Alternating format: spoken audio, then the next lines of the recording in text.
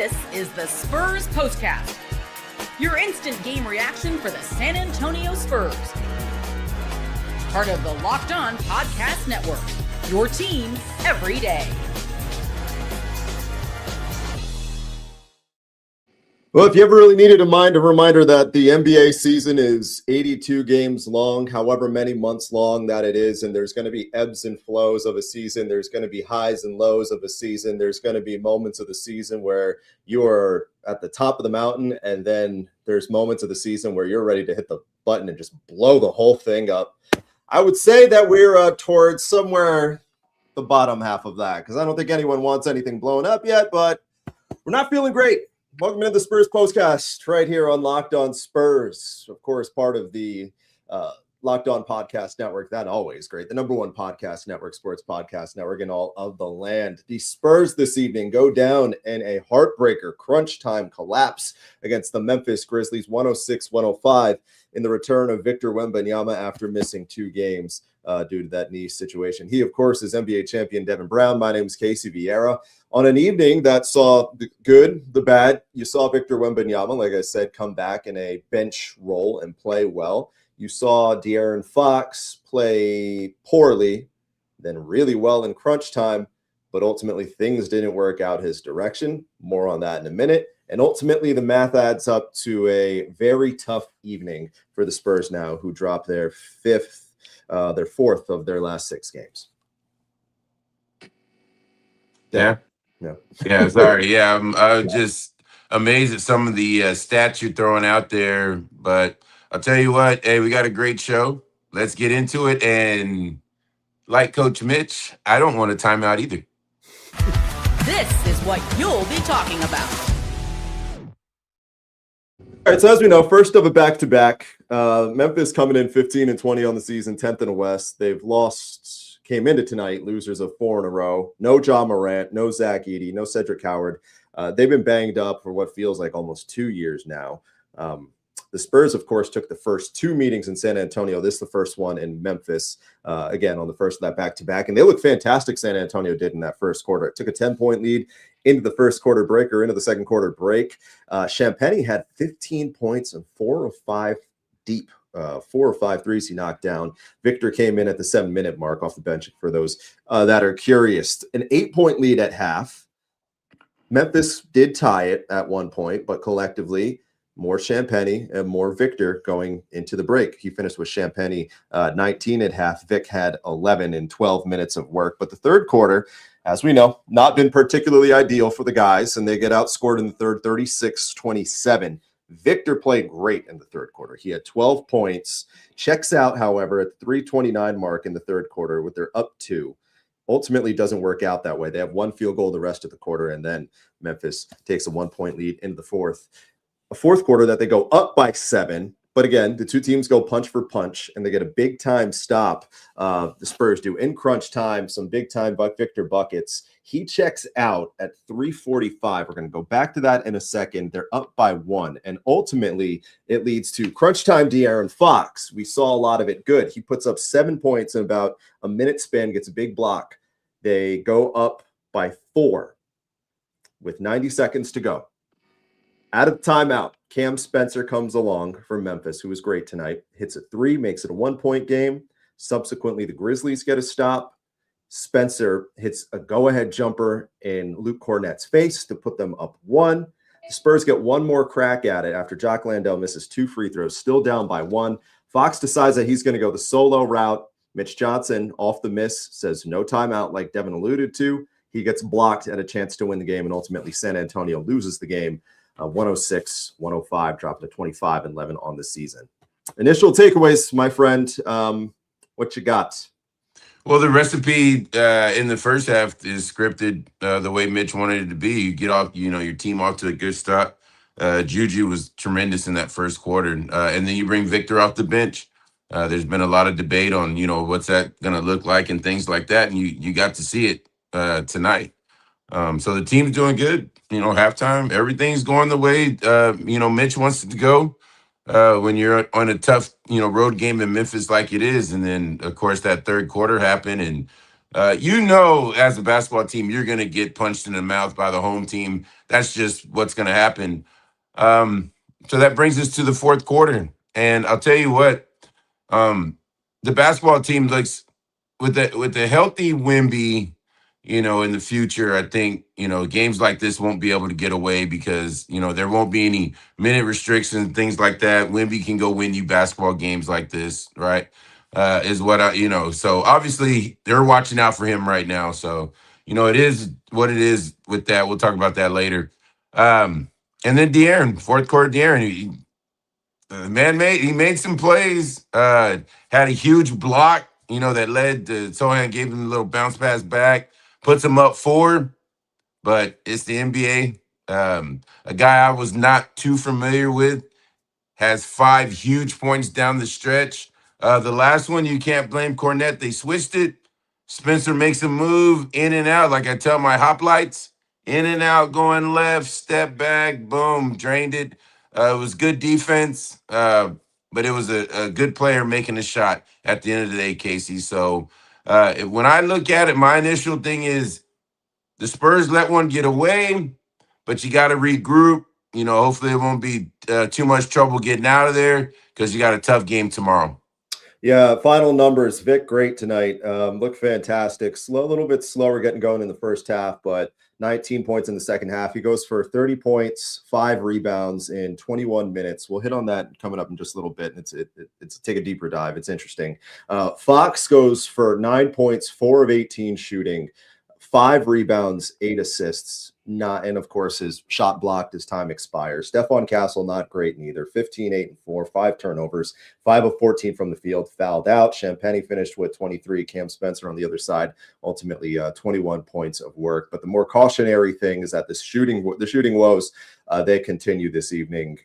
They shoot 37% from the field, 14 of 46 from deep. That's good for 30%. If you're looking at it from a little bit of a broader lens, they've shot less than 33%, hit less than a third of their threes in 5 of the 6 games in 5 of their last 6 games, and of course 4 of them that they've lost. I mean, it kind of just goes back to what we, what we know. Right. They're gonna find spots, these ebbs and flows of the season, and what, in my mind, what kind of turned things, and we'll examine where it really, the real ebb and flow happened a little bit, was after Vic checked out at the 3:45 mark. Yep. But we things really go better or worse, better and worse the rest of the day for San Antonio. Time to reveal where the game was won or lost. It's the turning point. So he heads out after knocking down a 3, putting a bow on 21 minutes of work at the 3:45 mark. The Spurs go up 1, and ultimately they go back down. But like I mentioned before, Fox got into a stretch where in crunch time, inside the final 3 minutes, he has 7 points and another block shot. So essentially good for 9 points to put him up 105, 101 with 139 is what the numbers ultimately read. Going back to the final play. I mean, everyone in the building knew that in some capacity that it was going to be in Fox's hands, just a matter of how they got it. Landale goes to the free throw line. Memphis up 1, misses them both. Spurs have time to go the distance of the floor, set things up. They call on number 4. He does what he does. But they had 2 timeouts. Mitch had 2 timeouts in his pocket, and I know for you hopped on here, and that was the first thing you said was that he should have used one of them. Well, and I say that because there's 2. Now, if there's 1, then I'll listen, to what it is, people that want to, argue that or debate that, whatever it's called. But the fact that he had 2, and I mean, we all know we've been watching De'Aaron even when he, before he was here in Sacramento, so we know what that young man can do. By the way, for our viewers, our loyal viewers, he was not passing that ball. So whoever, if there's some people in the chat saying that, they had people open, I don't care who was opening. He wasn't going to pass it because, that he's hit shots like this before. So, we'll live or die with that. But at the end of the day, going to Coach Mitch, Yeah, that's tough, Casey. Because you want to show that you believe in the basketball team, and no one spends more time with their basketball team than a Coach Mitch. But I just, and like I said, I hope we would have the same conversation if De'Aaron comes down and knocks a mid-range jumper down, they win. Um, I just don't know, Casey. I don't know if I would have got on here and said the same thing. So the fact that it happened, he had 2 timeouts. That's why I'm saying this. But I'm using one, Casey. It doesn't matter if they know, that's what made Pop so good is he didn't have like 1 or 2 in the game plays. He had about 30. But like I said, Coach Mitch is his own thing. But Casey, yeah, I'm gonna burn one. I get it to an extent. Well, okay, let me rephrase that. I do understand the thought process of wanting to, if you know the ball is going to go in Fox's hands, and you get him in motion, which is what he was at least, or you had the opportunity to. You don't set up the defense. Not as many people work can move like Fox in motion, things like that. All those things that I haven't heard him say verbatim yet, but that are often said when it comes to what it is. Because again, if you take the time out, then there's no guarantee they're even able to get Fox the ball. But then on the other side of the spectrum, when you have one more timeout to bail you out anyways, you get 2 cracks at pulling the play off. I think what has kind of bitten Mitch with some of the timeout management, or is some of the timeout management, and you see it more so in the middle of the game where he's putting real kind of instilled confidence in his guys to get through some of these ruts. And it kind of goes back to that old Phil Jackson thing. The only issue is that De'Aaron Fox is not Michael Jordan. Dylan Harper is not Scottie Pippen. He's not even Ron Harper. Right. Those guys have been around to figure that out. And these young guys, in fairness, that's how you do figure things out, trial and error. But it's going to be to your fault sometimes when you kind of give them so much kind of, I don't want to say leeway, but kind of confidence, trying to build the confidence. I don't mean that it's negative as it sounds. And you're going to have moments like this. If you're seeing something like this, you're saying, I trust De'Aaron to go out there and take us home in crunch time. And in fairness, what did he see in the prior 90 seconds? He saw Fox put up 7 points in a blink of an eye went up to that point in the game. He was shooting 1 of 13 from the field. So it's a tough spot. I get it.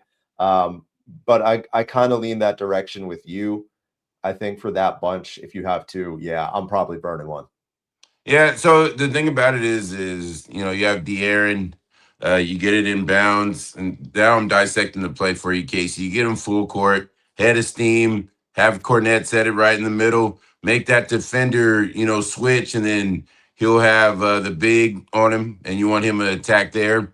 But Memphis did a great job. They built the wall, and I mean that in basketball terms. They had 2 or 3 guys waiting on him, and De'Aaron he got down there where he wanted to. It's just that Memphis was completely ready for it, and it was deflected right when it went up. It was deflected. Yeah. So they were completely ready for it. So, but yeah, De'Aaron's been there before. That's what Coach Mitch is thinking, and like I said. And what I want people to understand about Coach Mitch is, remember, he is the first coach after Greg Popovich. So there's going to be things that he does, like tonight, where he is trying to separate himself from a Coach Pop. Okay? This is one of them. It's all right. Coach Mitch is going to coach tomorrow night. He's fine. All right? But this is one of the learning curves that he's going through. One of the learning curves that he's going to have to go through as well is trying to navigate the Victor Wembanyama situation. Obviously, very fluid. Wemby coming back after missing the prior 2. Again, coming off the bench tonight. We'll get into a little bit more of the specifics of it because it was a little bit of a unique circumstance. We'll check in on that and hit on the Lakers briefly, of course, on deck this time tomorrow right here on the Spurs Postcast on Locked On Spurs, following a rough showing for San Antonio tonight, going down in Memphis, 106-105. But before we get to all that on the other side, let's have a conversation about some of our friends that drive this program. One of those, of course, being FanDuel. As we know, the wild card round is here, and FanDuel is officially in playoff mode. I mean, they are in a literal sense, but they're always, the playoff intensity, if you will. Right now, every NFL playoff game, every game day, FanDuel users, they get a profit boost pack waiting for them in the inside of the app. Once you open it up, each game day, you'll see it loaded with multiple profit boosts that you can apply to help your best when you need it. The boosts let you lean in game day instincts, whether you're back in momentum, the defense, quarterback play, coaching, all that good stuff. You make your picks, apply the boost from there. You get an even bigger payout if you do the job right. So visit FanDuel, of course, the official sports book partner of the NFL and NBA, and grab your profit boost pack for every NFL playoff game. Got a message for the business owners out there. New Year's, new systems. This is the time when a lot of us look at the messier parts of how we run business or our businesses and think, hey, there's got to be a better way. And there is. Streamlining your communication is one of the quickest ways to upgrade what you got going on. And that's why today's episode is brought to you by Quo, spelled Quo, the smarter way to run your business communications. Because when your team is reachable, you're organized, you're all communicating in one place, you're not just working cleaner, you're creating more opportunities to connect with the customer. So make this year where no opportunity or customer goes through the crack, slips away. Try Quo for free plus 20% off your first 6 months when you go to quo.com/lockedonnba with Quo. No missed calls, no missed customers.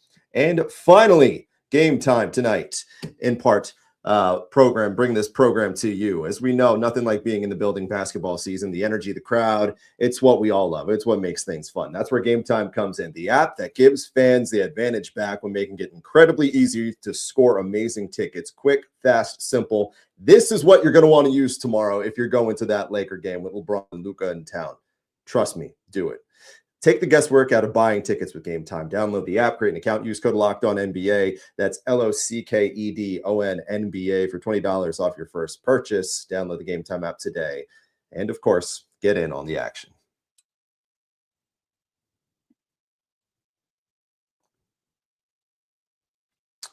Not the Spurs night tonight and the first of a back-to-back. Next, heading back home to San Antonio to welcome LeBron and company, presumably with Victor Wembanyama back in the equation. He returns tonight, Devin. He goes, like we said, off the jump. 30 points, 21 minutes of work, 5 rebounds. You marvel at just hearing the efficiency of all that. 10 of 20 from the field. It felt like perhaps tonight, maybe more so than any other night so far on this minutes restriction, that Mitch, it really tied Mitch's hands this evening because he went out at the 345 mark in the fourth quarter at 21 minutes. So we operate under the assumption that the number was probably 20 minutes and they forced the envelope, I would think. What are your initial takeaways of seeing him back and them revisiting this bench thing again? First of all, it's glad to see him back on the floor. We all know it changes the way San Antonio looks, and right away he made an impact in the spacing on the floor and just the overall confidence the other guys play with. So it's good to see him back. Now, as far as coming off of the bench, Casey, there's a bigger picture here, and I thought about it when I saw him in the layup line. Mm-hmm. He's got to get to 65 games. You know what I mean? That dinero, you know what I'm talking about, Casey. So at the great 20 minutes, 10 minutes. At this point, Casey, I'm not arguing that because he's got to get to 65 in order to, So, but he looked good. He looked fluent. But yeah, we talked about it before. That minute restriction was 20. And he went 21, so hopefully they don't find Mitch for that, But he looked good, Casey. He looked good. Yeah, he looks like a guy who pretty much all the math was checking out from what he said last week. Was feeling fine. It's going to take a couple days, catch his breath, come back, get to work. Yeah, Hey, I Casey, mean, 30 points in 21 minutes. He didn't skip a 30. beat. Yeah, Casey, I was just about to 30 points in 21 minutes, Casey. 30 points in It's 21 minutes. crazy. There's not really a whole lot. And that was after he started 3 of 10 from the field, finished 10 of 20, had 19 points in the second half. Here's some interesting food for thought. And I don't think he probably would have done it. I'll preface it with that. But if they take a timeout for that last possession, given that it is a 1-point game and would have decided everything, would you have put Vic back in? I got to win, man. Hey, listen. Hey, Coach Mitch is on a 3-year deal or 12-year deal? We talked about this before. Yes, I'm calling timeout, and I'm like, Victor, hey, excuse me, Will. Hey, Victor, yeah, come on. Hey, hit this shot so we can go get on the plane. Yeah. It's tough because his hands are clearly tied. Tonight Casey. is well, not by Victor. I'm saying it's one shot. I'm just saying no, not the one shot. I'm just saying in general. In general, his hands are tied because he probably, I wouldn't be surprised if they told him, 20 tops tonight. They probably did. And that's him forcing the envelope as it is. So your hands are tied. It's tough to manage minutes in any capacity, let alone a guy who is what he is, who has been the main focal point of the offense. He hits a 30-foot three, well, maybe not 33, but like a 27-foot three in transition on his last shot of the night. So it's not like he's like just lumbering through these final couple minutes to the finish line. He's clearly smooth, getting into the thick of things. And Mitch has got it in his ear. He's got Will on the bench tapping him on the shoulder. Oh, he's at 21. He can't come back in. Like, I don't envy that part for Mitch. That's tough. You're trying to win a game. Tough. Yeah, it's tough because just like you said, Wemby, he's a generational talent. He's a game changer. But down this, in this long run that they have, you need him 100% healthy. And it's right back to work tomorrow. Got the Lakers in town, LeBron in town. LA winners this evening in New Orleans. Both LeBron and Luka putting up 30 each. LeBron 38 and 8. There was talk that they being the Lakers, were gonna navigate the back-to-back side of things with LeBron a little bit carefully. We'll find out. This is LA's only trip to San Antonio, so I hope for those that are heading to the game, for your sake, I hope he does play, and especially considering you got Wemby on a back-to-back too. For your sake, I hope he does play. It's a national TV game. Devin and I got to stay up late for it anyway. So if we're going to be staying up late, we want LeBron and Wemby to play, right? Yep. Right. Need him to be out there. We need him to be out there. Hey, a guy who looked star caliber tonight was our player of the game. This is the Locked On Player of the Game. Them Spencer boys, man, they're starting to make some waves in the league between Cam and Pat and Golden State. Tonight, Spurs put on notice a little bit. Yeah, well, Steve Kerr raves about Pat. Well, tonight it was Cam. Made a play. We talked about it, Casey. You got the switch. Cornette's a heck of a defender. You want him to make a play on that. But Cam went in and got one. He went and got one. So great offense by him. Great game by him. That last shot capped off a great evening. When they were down 4, Casey, he hit a big 3 to cut it to 1. So the young man scored 5 huge points down the stretch. Congratulations, Cam. Hey, listen, you get player of the game. But we'll see you again. Who knows with the Ja Morant thing? I mean, Cam Spencer's putting him in a great spot over there, out there in Memphis. Always a great spot when you guys come in and hang out with these Spurs postcasts or wherever which way you hang out with us here on Locked On Spurs, whether it be the title pod with Jeff, the postcast again, the squad show. You guys are the ones that drive this whole thing, make this fun, make this possible, and the reason that Locked On Podcast Network, they're the #1 sports podcast network in all of the land. The Spurs, not #1 tonight. However, they go down in Memphis, try to bounce back on the tail end of a back-to-back tomorrow back in town against LA. Good time for us to call it a night, my friend, so let's do exactly that. He is Mr. NBA champion Devin Brown. I'm Casey Viera. We'll talk to you guys after the game tomorrow night. Spurs, Lakers, 8:30 tip-off. See you then.